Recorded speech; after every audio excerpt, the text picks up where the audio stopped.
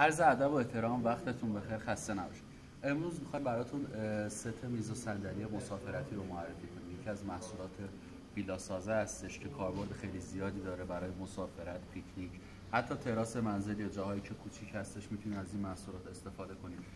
قابلیتی که این محصولات داره، پایه هاشون کاملا به صورت فلزی هستش، مقاومت خیلی بالایی داره. جنس پارچش برزنت ضد آب هستش که به راحتی میتونید توی فضای باز ازش استفاده کنید.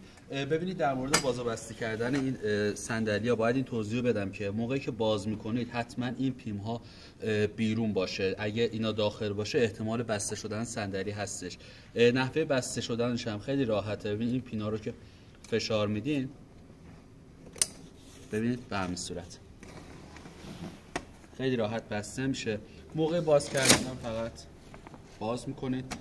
عرض کردم این دوتا پین بیرون باشه که راحت بتونید ازش استفاده کنید. در مورد میزش هم دقیقا به همین صورت. حالا اگر اجازه بدید من اینم براتون توضیح بدم.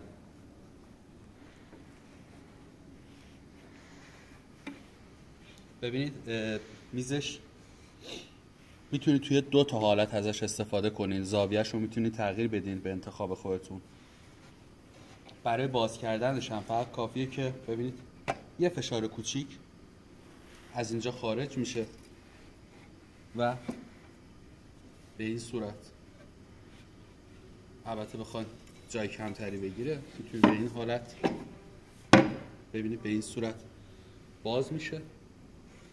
بسته کردنش هم بستنش هم عرض کردم دو تا حالت داره که میتونید توی دو تا حالت اینو، اگر اینجا نشون بدم بهتون، توی دو تا حالت میتونید اینو فیکسش کنید.